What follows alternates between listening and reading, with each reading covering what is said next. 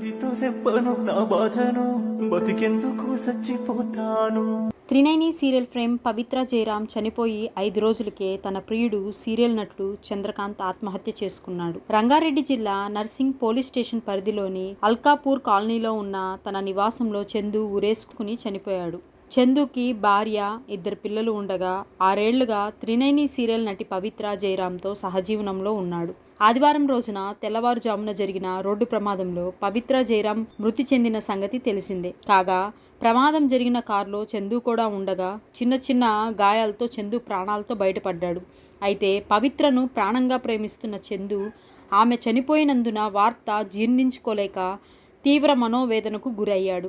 2 రోజుల క్రిందట పుట్టినరోజు కావడంతో చంద్రకాంత్ మరింత డిప్రెషన్కి లోనైనట్టు తెలుస్తుంది.